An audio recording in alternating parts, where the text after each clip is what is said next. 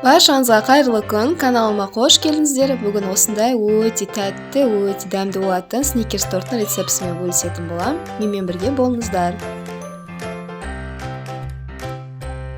Ең алдымен бізге қажет заттар: жұмыртқа, какао, ұн, разрыхитель, су және майс және секер қажет болады.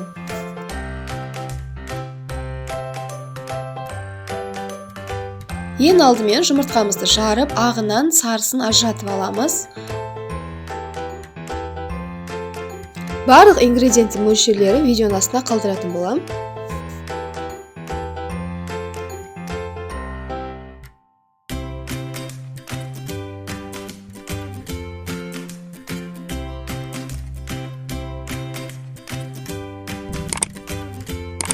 Жұмыртқаның ағына шекеріміздің жартысын салып, аппақ болғанша миксерлеп аламыз. Осындай күйге шейін миксерлейміз. Осындай аппақ, өз-өзін ұстайтын масса болу керек. Жұмыртқаның сарысын салып, қалған шекерімізді салып, массаны 2 есе көтерілгенше миксерлеп аламыз.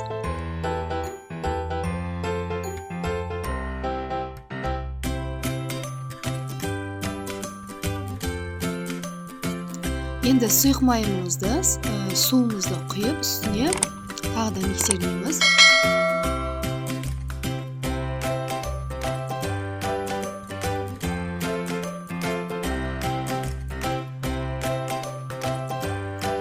Осы массамыздың үстіне ұнымызды, какаомызды, разрыхителімізді салып, жақсылап бір араластырып миксерлеп аламыз. Егер де сізде қолды миксері болатын болса, барлық ингредиентті бірден салмай, бөліп салып алыңыз, өйткені қолды миксері көтермей қалуы мүмкін. Бізде осындай шоколадный масса болады. Осы шоколадный массаның үстіне жаңағы миксерленген меренгамызды салып, үстінен астына қарай араластырып аламыз. Именно астынан үстіне қарай араластырыңыз. Өйткені бізде бисквит басылып қалуы мүмкін, сол себепті астынан үстіне қарай араластырып алыңыз.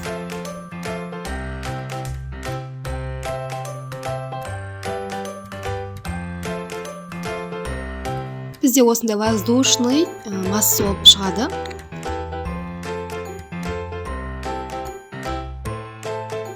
Формаға пергамент қағазымызды видеодағыдай етіп орналастырып аламыз.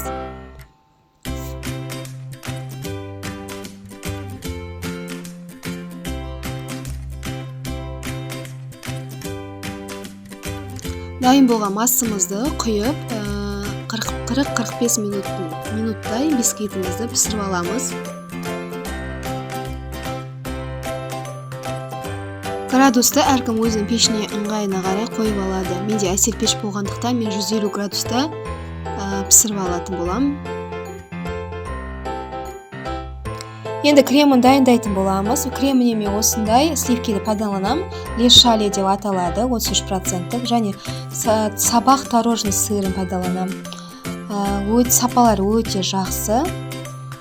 Кез келген кондитерлік дүкеннен сатып ала аласыз.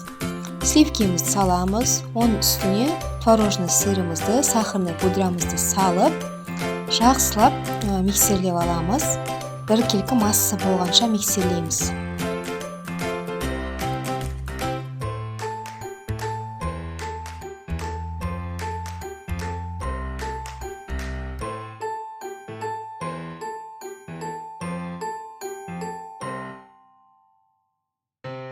Креміміз бізде осындай масса болу керек, өз-өзін жақсы ұстап тұратын крем болады. Біздің бисквитіміз пісіп шықты, мен толығымен оны суытып алдым.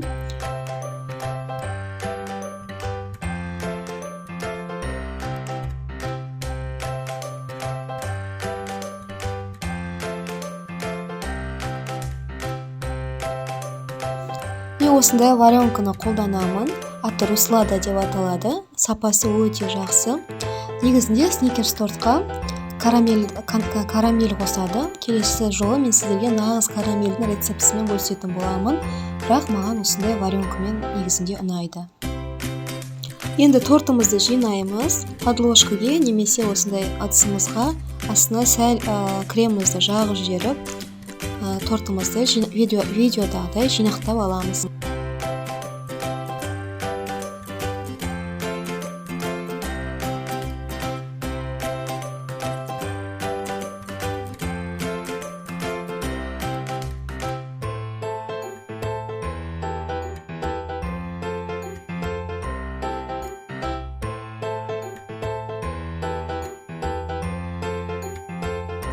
Вареный сгущенканы осындай кондитерлік мешокқа салып алдым. Кондитерлік мешокта салып алған ыңғайлырақ.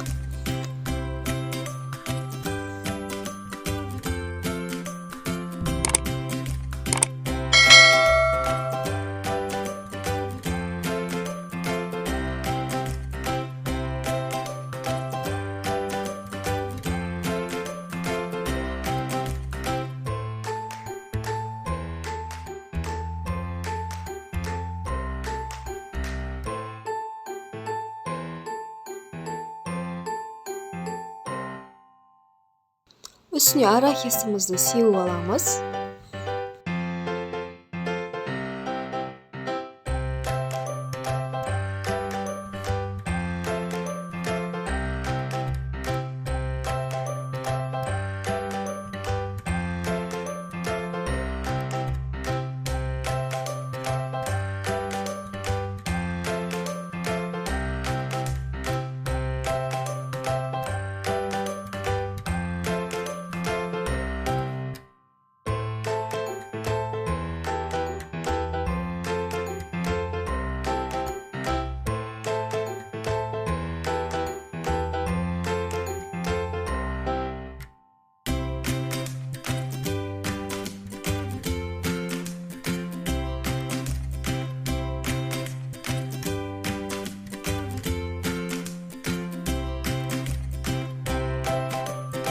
Тортымызды тегістеп холодильникке бір салып аламыз.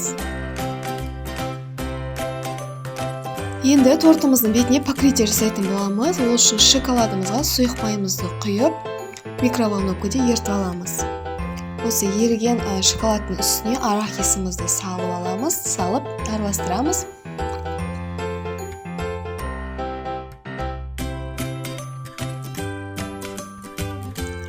Осылай табақтың астына сетканы қойып, үстіне тортымызды қойып алыңыз.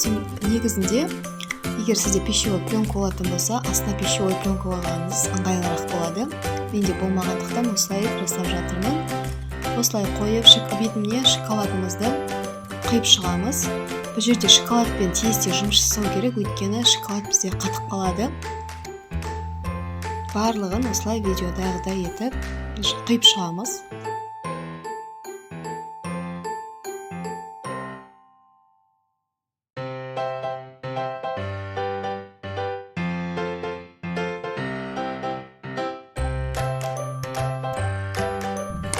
Неге барлық шоколадымды құйып шықтым. Енді холодильникке бір салып алатын боламын.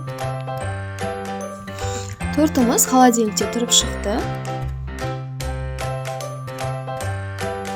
Осымен біздің тортымыз дайын.